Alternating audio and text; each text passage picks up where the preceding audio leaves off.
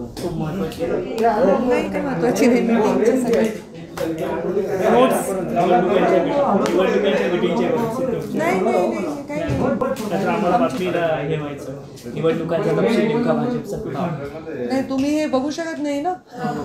मी पाहिलं म्हणून माझी डायरी तुम्ही उघडली असं नाही काय महिलांची डायरी उघडायला नाही पाहिजे नाही गंमत करायला काही नाही याच्यामध्ये तुम्हाला माझ्या कुठेही असं लिहिलेलं काही नसतं. बरं आपसात शांत बसलात बघणारे तुम्ही सगळे माझी तुम्हाला ऑन एअर आहे बोला ना आता तुम्ही प्रश्न विचारायचा. ताई केंद्रीय मंत्रिमंडळाचा विस्तार झाला परंतु 24 तास तुम्ही ट्विट करून अभिनंदन केलं नाही त्याच्यामुळे असं चर्चा सुरू झाली की तुम्ही नाराज आहात का काय भूमिका आहे तुमची. मी आत्ता तुम्ही सर्व आहात तिथे सर्व माध्यम राज्यातले त्यांच्या सर्वांच्या समोर अभिनंदन करते. केंद्रामध्ये जे नवीन मंत्रिमंडळ झालेलं आहे त्या नवीन मंत्रिमंडळाचं देशातून आलेल्या सर्व वेगवेगळ्या नेत्यांनी वेगवेगळ्या कानाकोपऱ्यातून आलेल्या नेतृत्वांचं मी मनापासून अभिनंदन करते. राज्यात जे लोक मंत्री झाले त्यांचंही मनापासून अभिनंदन करते. केंद्रात राज्यामधील ज्या लोकांची वर्णी लागली त्यांनाही मनापासून शुभेच्छा देते. या कालच्या सगळ्या विषयामध्ये दुपारी 3 वाजेपर्यंत नावं संभाव्य संभाव्य संभाव्य असं जवळपास येत होतंच कदाचित 4 वाजेपर्यंत. त्यामुळे कुणाचं अभिनंदन आधी करणं काही प्रशस्त नव्हतं. आणि आपल्या सर्वांना माहिती आहे की महाराष्ट्रामधून कोणतीही जागा लढावीची सुरू झाली की त्याच्यात पंकजा मुंडे किंवा प्रीतम मुंडेच्या नावाची चर्चा असते. ती चर्चा कधी आम्ही परिवार म्हणून घडवून आणत नाही किंवा त्या संभाव्य उमेदवार म्हणून घडवून आणत नाही ती होत असते.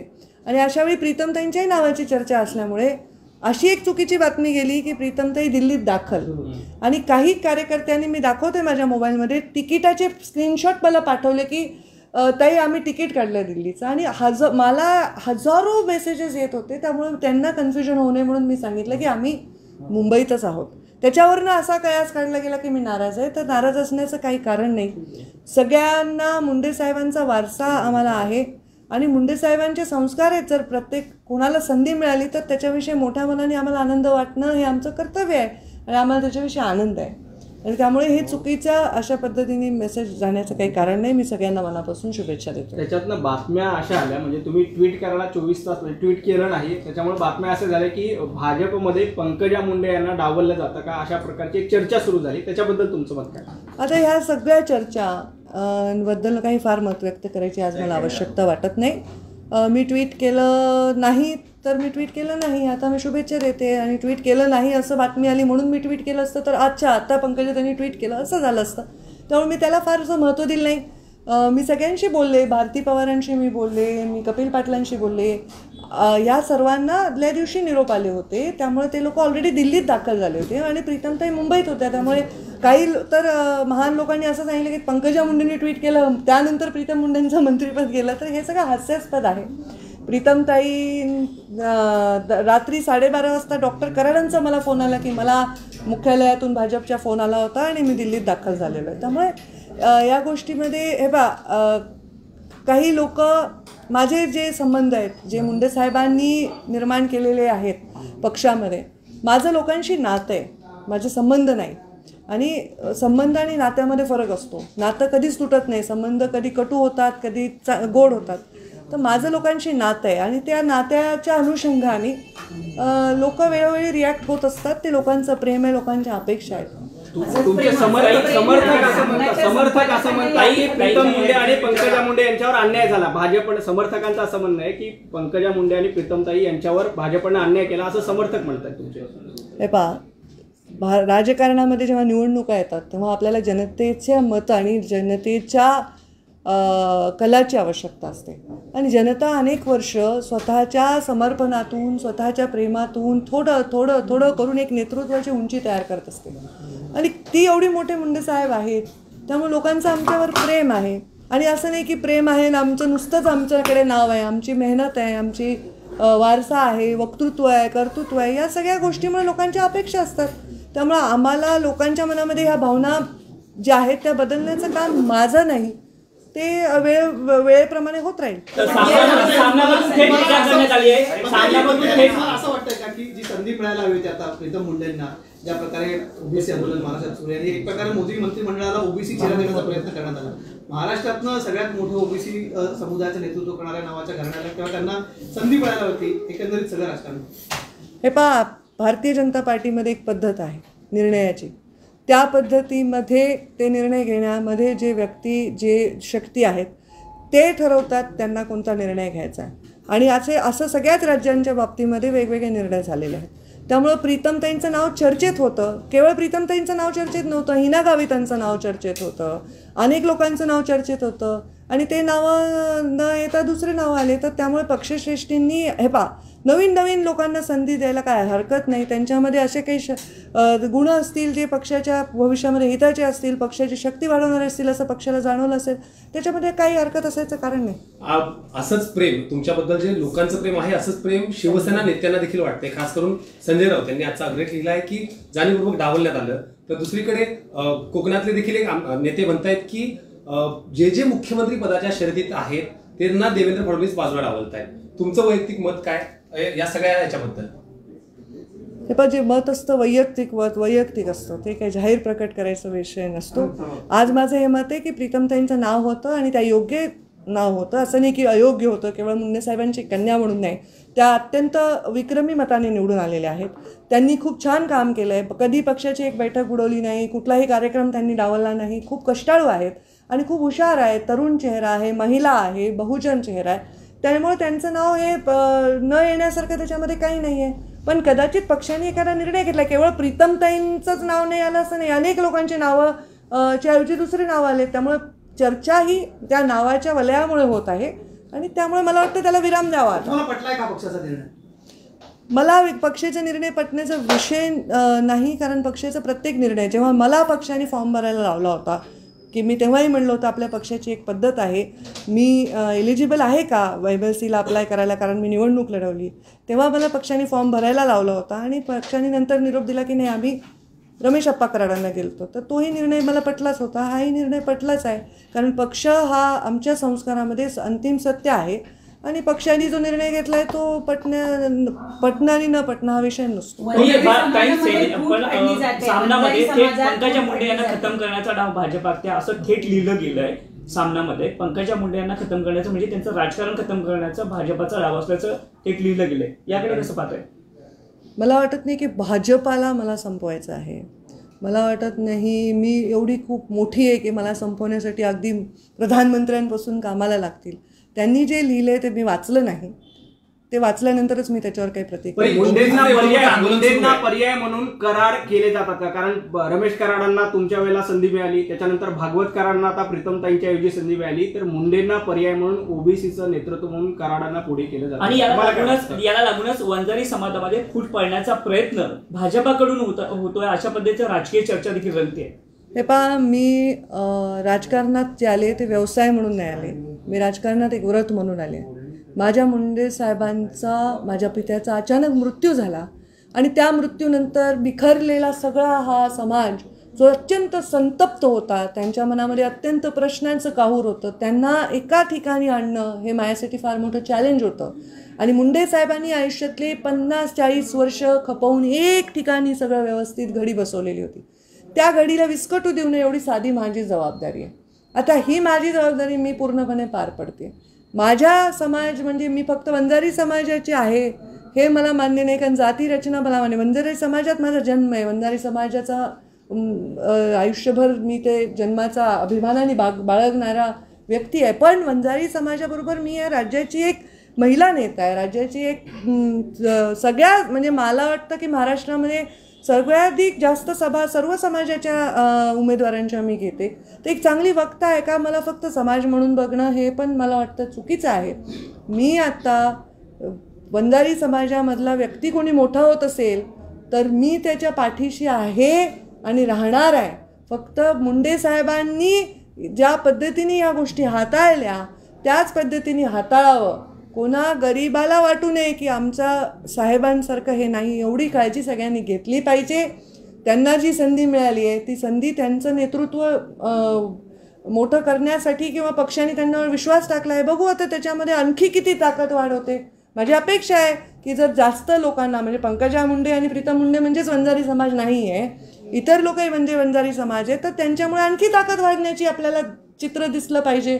आपण त्याचा अभ्यास करू काय होईल पुढे भविष्यामध्ये, आणि त्याचा ताकद वाढेल अशी शुभेच्छा देते मी. पण ज्यांना संधी दिली मंत्रिमंडळात, ज्यांना संधी दिली गेली मंत्रिमंडळात, विशेष करून महाराष्ट्रातला, त्याच्यापैकी जवळजवळ 4 पैकी 3 लोक तर पक्षाच्या बाहेर आलेले आहेत. पक्षाच्या निष्ठावंतांना डावलून बाहेर येणाऱ्यांना संधी दिली गेली. तुम्ही ज्येष्ठ नेते आहात पक्षाचे. मी ज्येष्ठ नाही आहे, मी लहान आहे, तरुण आहे अजून. पण आता कसं असतं, पक्ष वाढवण्यासाठी पक्षातले जे मुख्य नेते असतात ते खूप चांगले निर्णय घेत असतात की हा पक्ष खूप ताकदवर व्हावा. म्हणून मला वाटतं की इवन आता ज्या विधान परिषदा दिल्या त्याच्यामध्ये पण काही नवीन लोकांना संधी दिली, नवीन नेतृत्वांना संधी दिली. म्हणजे जेव्हा आम्ही महायुती केली तेव्हा राजू शेट्टी, महादेव जानकर हे सगळे जण आमच्याबरोबर जोडले गेले होते. आता नवीन नवीन चेहरे आले आणि नवीन नवीन विधान परिषदा, राज्यसभा आल्या, त्यांनी पक्षाची अफाट ताकद वाढणार आहे असं पक्षाच्या श्रेष्ठींना, नेत्यांना वाटत असेल तर मला त्याच्यावर विश्वास त्याच्यावर दाखवला पाहिजे आणि मला शुभेच्छाही दिल्या पाहिजे की ताकद पक्षाची वाढली तर हा निर्णय योग्य ठरेल. आणखी एक प्रश्न या निमित्ताने उपस्थित होतो. जे टीम देवेंद्रमध्ये आहेत तेच टीम नरेंद्र यांच्यामध्ये गेलेत अशा एक सोशल मीडियामध्ये मेसेज व्हायरल होतो. तुम्हाला काय वाटतं की खरंच असं काही झालंय का मंत्रिमंडळ विस्ताराबद्दल? मला माहित नाही टीम देवेंद्रमध्ये कोण कोण आहेत आणि टीम नरेंद्रमध्ये कोण कोण आहेत. भारतीय जनता पार्टीला हे मान्य नाही ना, टीम देवेंद्र टीम नरेंद्र. भारतीय जनता पार्टीला पक्ष प्रथम, नाही राष्ट्र प्रथम, द्वितीय पक्ष आणि तृतीय मी, असं आमचं आहे. आमच्याकडे हे मान्यच नाही ना, मीपणा आमच्याकडे मान्य नाही आहे. आमच्या संस्कृतीला मी असं म्हणणं मान्य नाही. आपण आम्ही सर्व असं म्हणणं मान्य आहे. त्यामुळे मला वाटत नाही की तशी कुठली टीम असणं पक्षाला मान्य. तुम्हाला असं वाटतं का की भाजपमध्ये मी म्हणण्याची काही संस्कृती वाढली असं वाटतं? मी भारतीय जनता पार्टीच्या संस्कृतीला सन्मान करणारी एक सामान्य कार्यकर्ता आहे आज. कारण मी कोणती मंत्री नाही, मी कोणत्या पदावर नाही, त्यामुळे मी एक सामान्य कार्यकर्ता आहे आणि मी वेळोवेळी सांगितलं की भारतीय जनता पार्टीचा सन्मान करणारी मी सामान्य कार्यकर्ता आहे आणि पक्षनिष्ठा हे माझ्या बापांनी मला संस्कारात दिलेली आहे. अटल बिहारी वाजपेयी, लालकृष्ण अडवाणी तेव्हा देशाचं नेतृत्व करत होते आणि तेव्हा राज्यात मुंडे महाजन नेतृत्व करत होते. तेव्हा अगदी तळागाळातला एक व्यक्ती आणून पक्ष शून्यातून इतका मोठा करण्यामध्ये योगदान दिल्यामुळे आम्हाला पक्ष आमच्यासाठी एक नातं आहे, एक जणू एक प्रेमाचा संबंध आहे. त्यामुळे आपण ज्यांच्यावर प्रेम करतो त्यांच्यावर त्यांची संस्कृती काढणं हे माझ्या संस्कृतीत बसत नाही. ओबीसीवर सगळा हा गोंधळ सुरू आहे, पण नेतृत्व तुम्ही पुन्हा एकदा ओबीसीच्या सगळ्याहून करताय. मागच्या काही दिवसात मी नेतृत्व नाही, मी कार्यकर्ता आहे. पण चक्काजाम पासून तुम्ही परत फ्रंट फुटवर दिसताय. या सगळ्या पार्श्वभूमीवर सेना असेल किंवा इतर नेते कुठेतरी या सगळ्या नेतृत्वामध्ये फूट पाडण्याचा प्रयत्न असं म्हणता येईल. कारण सामनाचा अग्रलेख पाहिला, विनायक राऊतांनी त्याबद्दल स्टेटमेंट केलं की जाणीवपूर्वक मुख्यमंत्री पदाच्या रेसमधले सगळे नेते देवेंद्रजी संपवत आहेत. तर एकंदरीत बघताय का ह्या सगळ्या पुढच्या लढ्याला वेगवेगळं पाडण्याचा प्रयत्न? हे पण तुम्ही लोकशाहीचा चौथा स्तंभ आहात. जे आम्ही बघतो ते आम्हाला दिसतं, त्याच्या पलीकडचं तुम्हाला दिसतं. त्यामुळे तुमचे काय मत आहे त्याच्यावर मी पुढच्या महिन्याभर अभ्यास करते आणि मग बघते काय. एका बाजूला प्रीतम मुंडे रेकॉर्ड ब्रेक मतांनी निवडून आलेले आहेत. बीडमधलं पहिल्यांदा त्यांनी रेकॉर्ड केलं, त्याच्यानंतर दुसऱ्यांदाही त्यांनी रेकॉर्ड ब्रेक मतांनी खासदारकी पदाला निवडणूक दिली. त्या तुलनेमध्ये इतर जी नावं दिसत आहेत, भारती पवार आहेत, त्या लगेच राष्ट्रवादीमधनं इकडे आलेले आहेत. त्यानंतर भागवत कराड असतील, पहिल्यांदाच राज्यसभेचे खासदार आहेत आणि एका वर्षभरामध्ये त्यांना थेट केंद्रीय अर्थ राज्यमंत्रीपद मिळालं. तुम्हाला असं वाटत नाही का की प्रीतम मुंडे सलग 2 वेळेला विक्रमी लांब झाला? तर त्याच्याबद्दल तुम्हाला काय वाटतं? तुमचा पण प्रश्न घ्या, म्हणजे एकत्र. माझा प्रश्न असा आहे की संजय राऊतांचा दरम्यान तुम्हाला काही फोन वगैरे झाला का? सामनामध्ये इतक्या तुमच्या बाजूने लिहिल्यासारखं किंवा तुमच्याशी बोलून लिहिल्यासारखं सांगता येते? नाही. आधी माझ्या प्रश्नाचं, ते इतके फ्री विचारांचे आहेत आणि त्यांचा एवढा मोठा अभ्यास आहे, त्यांना माझ्याशी बोलण्याची आवश्यकता नाही. त्यांनी जे लिहिलंय ते त्यांचं स्वतःचं मत आणि ते त्यांचे फार स्ट्रॉंग मत आहेत, त्यामुळे मी त्यांच्याशी बोलण्याची आवश्यकता नाही. प्रीतमताई लोकसभेला जे निवडून आल्या, मला वाटतं की मुंडे साहेब जेव्हा निवडून आले ना त्या निवडणुकीमध्ये मी एकटीच होते. आमचा एकही आमदार नव्हता जिल्ह्यामध्ये आणि माझ्या पायाला फोड आले होते आणि मी पट्ट्या बांधून प्रचार केला पक्षाचा. आणि प्रीतमताई निवडणुकीला ज्या उभ्या राहिल्या त्या बापाच्या मृत्यूनंतर राहिल्या, त्यामुळे रेकॉर्ड ब्रेक करणारच होत्या त्या. पण आता जी निवडणूक त्या जिंकल्या ती निवडणूक त्यांच्या मेरिटवर त्या जिंकल्या. तरीही प्रीतमताई निवडणुकीच्या उमेदवार आहेत का नाही इथून चर्चा होती. म्हणजे प्रीतम मुंडे निवडणुकीच्या उमेदवार राहणार नाहीत. आम्ही हे जे कष्ट केलेत ना हे पक्षासाठीच केलेत. माझ्याकडे येणारी गर्दी ही पक्षासाठीच आहे. त्यामुळे हे म्हणणं की मी वेगळी आहे आणि पक्ष वेगळा आहे हे मी म्हणू शकत नाही. आणखी कोणी म्हणत असेल तर मला त्याच्याविषयी काय म्हणणं नाही. माझं एवढंच म्हणणं आहे की आता हे जे पक्षामध्ये नवीन एडिशन झाले आहेत त्यांचंही स्वागत आहे. ज्यांना मंत्रिपद मिळाले त्यांचंही स्वागत आहे. आणि त्या मंत्री मिळालेल्या लोकांमुळे जर प्रत्येक मत जरी भारतीय जनता पार्टीमध्ये वाढत असेल तर त्याचंही स्वागत आहे. नाही, तुम्ही हे सांगताना तुमच्या डोळ्यात पाणी आम्हाला दिसतंय. तुम्हाला कुठेतरी दुःख या गोष्टीचं होताना आम्हाला दिसतंय की पक्षासाठी तुम्ही पायाला फोड असताना प्रचार केला किंवा पक्षासाठी कष्टा काढला, कुठेतरी मनाला काहीतरी लागतं. मनाला काही लागत नाही. मुंडे साहेबांची आठवण आली कारण मुंडे साहेबांना शपथही घेता आली नाही. ते निवडून आले आणि 3 जूनला ते गेले. म्हणजे गमतीचा भाग असा आहे की माझ्या आईला पेन्शन मिळते तर ती पेन्शन त्यांना दुसऱ्या टर्मची मिळत नाही, शेवटच्या टर्मची. कारण मुंडे साहेबांनी खासदारकीची शपथ घेतली नव्हती. ते शपथ घ्यायच्या आधीच गेले. 17 दिवसात मुंडे साहेब गेले. म्हणजे हे केवढं मोठं घोर दुःख आहे. प्रीतम ते काही राजकारणात मिरवण्यासाठी नाही आल्या, लोकांना शांत करण्यासाठी आल्या. त्यांचं काय राजकारण नाही आहे. त्यांचं राजकारण हे फक्त ते मी राजकारणात तर मुंडे साहेब मी राजकारणात आहेच. मी मुंडे साहेब राजकारणात असल्यापासून आहे आणि मी खूप भाग्यवान आहे की मुंडे साहेबांनी मला राजकारणाचे धडे दिले आणि म्हणून मी जिथे बसू शकते ते मी आज इथे बसले आहे. आणि तुम्ही सगळे जे इथे आहेत ही फार मोठी पुण्याई आहे आणि 25, 30, 40 वर्षांनंतर ती येते. जरी मी आज सुरुवात केली ना, मला म्हणजे कोणी कोणतंही पद जर दिलं आज मला तर इथून पुढचे 20 वर्ष ते मला काम करावं लागतं त्या उंचीवर पोहोचण्यासाठी. ताई, ओबीसी मध्ये खूप सारे वाद आहेत. ओबीसी नेता जे आहे कोण असावा असं तुम्हाला वाटतं? ओबीसीचे नेतृत्व करण्यासाठी खूप सारे वाद आहेत. हे काय चुकीचं आहे. कोणी नेता असावा मला एक तर कळत नाही. सारखं जातीवादी प्रश्न का विचारले जातात. महाराष्ट्राचा नेता असतो, महाराष्ट्राचा नेता असतो, नेती नसते, नेता नसतो. ओबीसीचा नेता, मराठाचा नेता, ब्राह्मणाचा नेता, मारवाड्याचा नेता, हे काय पद्धत आहे? नेता नेता असतो. हे सुद्धा भारतीय जनता पार्टीच्या संस्कृतीच्या विरोधात आहे, जातीवर नेता असणं. हां, ओबीसींचे प्रश्न गंभीर आहेत त्याच्यावर आवाज उचलणार मी. मराठा समाजाला आरक्षण नाही मिळालं त्याच्यावरही आवाज मी उचलणार.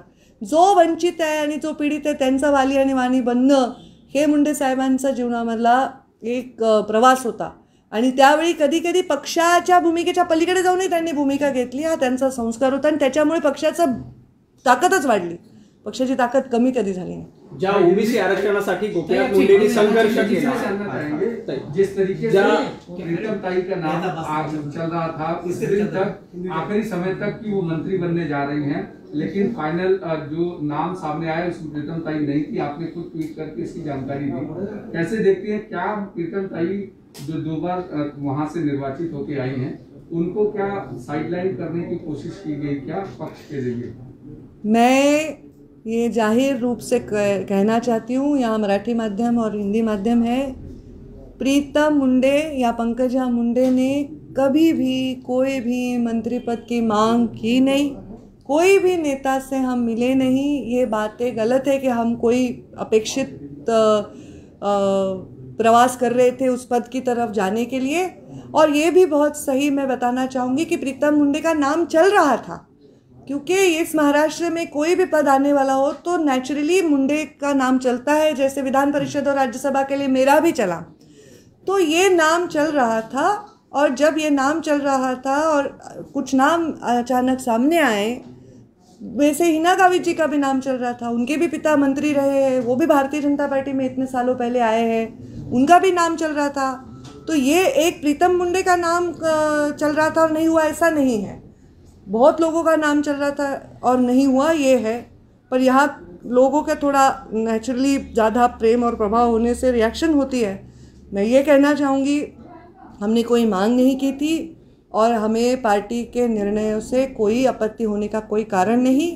जो भी चुने गए हैं आज मंत्रिमंडल में पूरे देश में, मैं उनका अभिनंदन करती हूँ और उनको शुभेच्छा देती हूँ, उनको शुभकामनाएं देती हूँ कि बहुत अच्छा काम करे और मोदी जी ने जो विश्वास उन पर रखा है उसके लिए खरे उतरे। आई जिन 4 लोगों को मंत्री पद दिया गया महाराष्ट्र से, उसमें से 3 बाहर से आए हुए लोग थे, कुछ तो चुनाव के ठीक पहले आए हुए लोग थे। तो क्या पुराने जो कार्यकर्ता थे, चाहे वो आपके परिवार से हो या कहीं किसी दूसरे कार्यकर्ता हो, उनको दरकिनार करने की कोशिश की गई है क्या?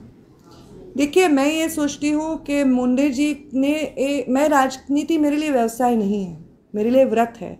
और मेरे पिताजी के मृत्यु के बाद वो व्रत ज़्यादा कठिन परिस्थितियों से गुजर कर मैं निभा रही हूँ। मेरी बहन तो पिताजी के गुजरने के बाद राजनीति में आई। मैं सोचती हूँ अगर हमारा कार्यकर्ता कोई बड़ा होता है तो नेता के लिए वो सबसे बड़े फ़क्र की, अभिमान की बात है। और अगर किसी और को समाज में उतनी ऊंचाई मिलती है जितनी नेता को मिली तो वो नेता की सही जीत है। तो किसी को कुछ मिला, इसमें कोई दुख होने की बात नहीं है। हाँ, ये ज़रूर आप कह रहे हैं कि कोई लोग नए आए हैं, पर वो नए आए हैं तो विचारपूर्वक पार्टी ने निर्णय लिया होगा जिसमें पार्टी की ताकत बढ़ती होगी और पार्टी को बहुत सारा बदलाव आगे नजर आएगा, ऐसा लगता है। और वो उनका ज़्यादा अभ्यास है हमसे। मराठवाड़ा में क्या मुंडे परिवार को या मुंडे का प्रभाव कम करने की कोशिश की जा रही है?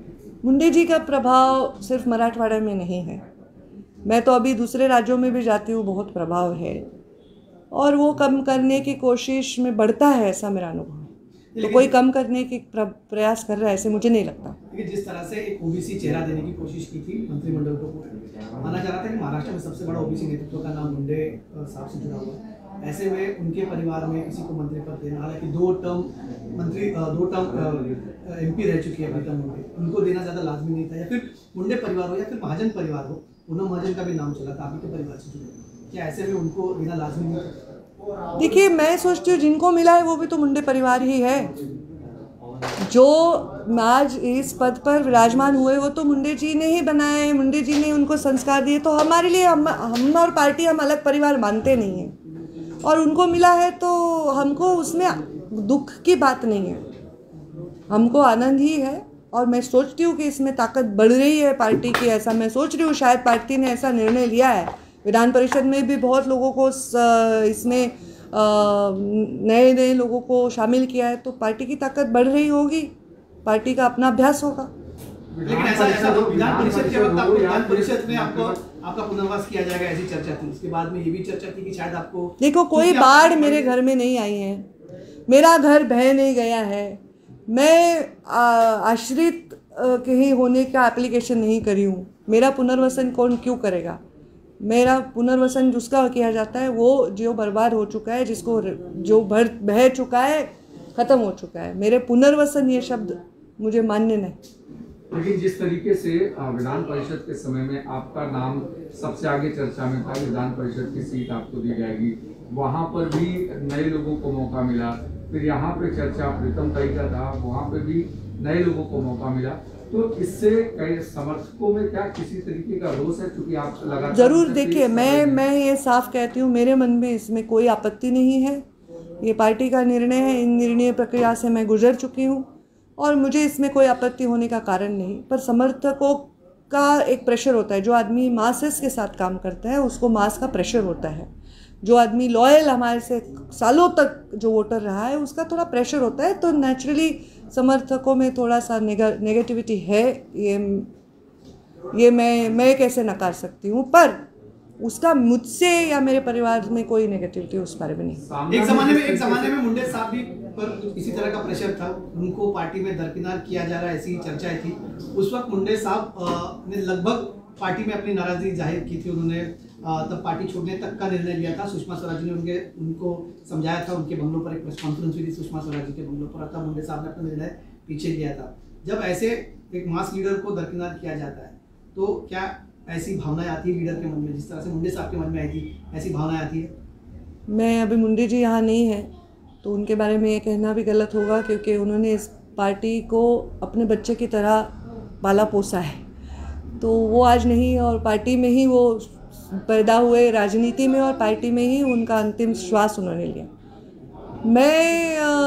मेरे मन में क्या है, तो मैं संघर्ष है, जो संघर्ष शायद मेरे मुंडे साहब के घर में पैदा होने में, हमारे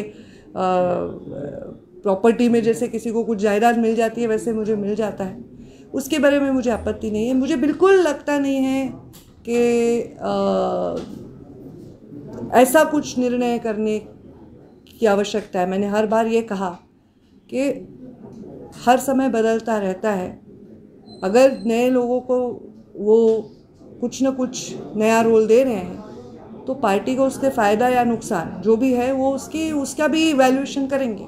मुंडे साहेबांनी ओबीसीच्या प्रश्नावर संघर्ष केला आयुष्यभर, तुम्ही सुद्धा ओबीसीच्या प्रश्नावर रस्त्यावर उतरला आहात, आता तुमची पुढची भूमिका कशी असेल? माझं मराठी समजत असेल तुम्ही तुमची भूमिका काय असेल? तुमची भूमिका काय आहे ओबीसीच्या ओबीसीच्या संदर्भात तुमची पुढची भूमिका काय असेल? मैं दोनों बात कर, ओबीसी के विषय में मैंने ये कहा था कि ओबीसी के राजकीय आरक्षण को फिर से पुनर्स्थापित किए बिना चुनाव नहीं होने चाहिए, ये बात पर मैं कायम हूँ। अभी जो बाई इलेक्शंस हो रहे हैं उसमें सर्वोच्च न्यायालय में सरकार ने खुद याचिका की थी, हम भी उसके बारे में प्रतीक्षा में थे। उसमें ऐसा निर्णय हुआ है कि ये चुनाव ऐसे ही। मैं सरकार से ये दरख्वास्त करूँगी, विनती करूँगी कि कृपया करके जो मुख्य चुनाव है उसके पहले ये एम्पिरिकल डाटा का विषय कंप्लीट करे। और अभी जो मंत्री बने हैं महाराष्ट्र से, उनसे भी मेरी अपेक्षा है कि जो भी ज़रूरत केंद्र के माध्यम से मदद की आवश्यकता है वो करनी चाहिए, क्योंकि महाराष्ट्र का ओबीसी अभी नए मंत्रियों की तरफ बड़ी आशा से देख रहा है और ये चुनाव उसके बजाय नहीं होने चाहिए, इस पे मैं कायम हूँ। मराठी ओबीसीचा आरक्षणाचा विषयावर मी वेळोवेळी हे सांगितलंय। ओबीसीचा आरक्षण सुरक्षित करून पुनर्स्थापित केल्याशिवाय राज्यामध्ये निवडणुका झाल्या नाही पाहिजे, तो ओबीसीवर घोर अन्याय आहे। आणि हे होण्यासाठी सरकारने सर्वोच्च न्यायालयामध्ये एक याचिका केली होती, त्या याचिकेला सर्वोच्च न्यायालयाने फेटाळलेलं आहे। सरकारने याच्यामध्ये तात्काळ पावलं उचलून निवडणूक आयोगाशी चर्चा करून हे थांबवणं आवश्यक आहे। या तर बाय इलेक्शन्स आहेत, मुख्य ज्या निवडणुका आहेत त्याच्या आधी तरी सरकारचा एम्पिरिकल डेटा आणि त्यांचा अभ्यास पूर्ण होणं हे 100% अपेक्षित आहे। पंकजा मुंडेंचा लढा अधिक तीव्र होईल यासाठी तुम्हाला वाटतं का ओबीसीच्या प्रश्नावर राज्य सरकारची ढिलाई झाली का केंद्र सरकारची, काय वाटतं तुम्हाला? केंद्र सरकार अजून पिक्चरमध्ये आलेलं नाही ओबीसीच्या प्रश्नावर। केंद्र सरकारकडनं काही अपेक्षा असेल, आता कोर्टाने जो निर्णय दिला त्याच्यानंतर, तर आता केंद्र सरकारकडनं त्या अपेक्षा पूर्ण करून घेण्यासाठी आता आपल्याकडे हक्काचे अजून 4 मंत्री झालेले आहेत। तुम्हाला असं वाटतं की हे मंत्री काम करतील असं वाटतं? तुम्हाला वाटतं की हे जे मंत्री त्या प्रश्नासाठी काम करतील असं वाटतं? लगातार मुंडे परिवार को दरकिनार करने की कोशिश हो रही है। सामना में जिस तरीके से कहा गया और उन्होंने बाकायदा एक अग्रलेख लिखा है कि किस तरीके से कुछ गुट मिलकर के मुंडे परिवार को साइडलाइन करने की कोशिश कर रहे हैं, उनको स्ट्रीमलाइन पोजीशन से साइड करने की कोशिश कर रहे हैं, इसको कैसे देखिए? मैंने वो अग्रलेख पढ़ा नहीं है तो मैं उस बारे में कोई टिप्पणी नहीं करना चाहती। और मैं ये सोचती हूँ कि समर्थकों में जो भी भावना है वो भावना समर्थकों में है क्योंकि उनका प्यार है, और आज उसको जाके मुझे वापस लोगों से चर्चा करनी पड़ेगी। पर हमें दे ये हमारी मांग थी ही नहीं, और यही मैं जब प्रीतम मुंडे दिल्ली में दाखिल हुए ऐसी गलत न्यूज़ जब मैंने देखी तो मैंने ये स्पष्ट किया है कि हम मुंबई में ही बैठे हैं, हम कहीं दाखिल नहीं हुए हैं। तो मुझे लगता है किसी और को मिलने से मुझे बिल्कुल उसमें आपत्ति नहीं है। वो भी तो मुंडे साहब के विचारों के लोग हैं, और मुंडे साहब के विचारों के लोग मुंडे साहब के परिवार से भी बड़े हो, यही मुंडे साहब के संस्कार है। देखते हैं आगे आगे क्या होता है। समर्थकों के गुस्से को क्या नजरअंदाज करेंगी या समर्थकों से बातचीत करने के बाद आगे की रणनीति? प्यार से सहलाऊंगी, समझाऊंगी। मैंने कहा कि मेरे जो लोग हैं, जो मुंडे साहब के फॉलोअर्स हैं, वो मेरे फॉलोअर्स नहीं, मेरा परिवार है, और उनसे मेरा संबंध नहीं, मेरा नाता है। संबंध कटुता हो सकती है, उसका संबंध में मिठास हो सकती है, पर नाता ये हमेशा रहता है स्थिर, और वो मेरा रहेगा, ऐसा मुझे विश्वास है। ऐसा काम मुझे करना पडेगा हमेशा।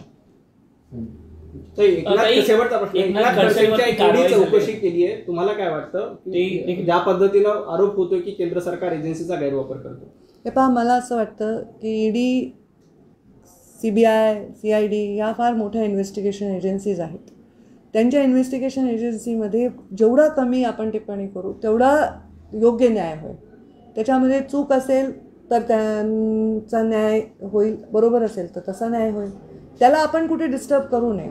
खडसे साहेबांच्या या ईडीच्या चौकशीमध्ये त्यांना कुठेतरी मीडियातून आपण त्याच्यामध्ये काही भाष्य करणं वगैरे अयोग्य आहे असं मला वाटतं, कारण त्याची एक्सपर्ट मी नाही. थँक्यू. झालं का तुमचं समाधान का आणखी काही राहिलंय? आमचं झालंच आहे.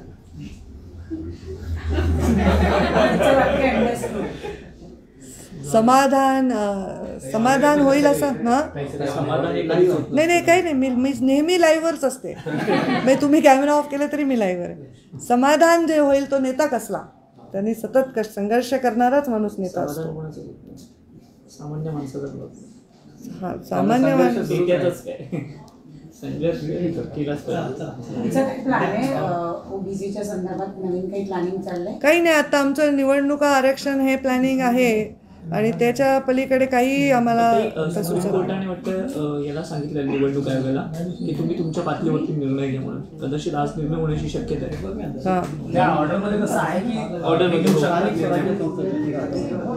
राज्य सरकारला सांगितलं ना. राज्य सरकारला नाही, निवडणूक आयोगाला सांगितलं. हां, मग निवडणूक आयोगाने निवडणुका पुढे ढकलावी. राज्य सरकार परत एकदा निवेदन देऊ शकतं. आम्ही पण निवडणूक आयोगाला निवेदन देऊ शकतो.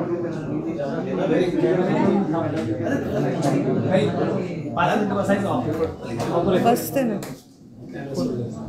तुम्हाला नाही म्हणून कसं जमेल? मी एक मिनिट नाही, तुमचं चालू द्या. मी काहीतरी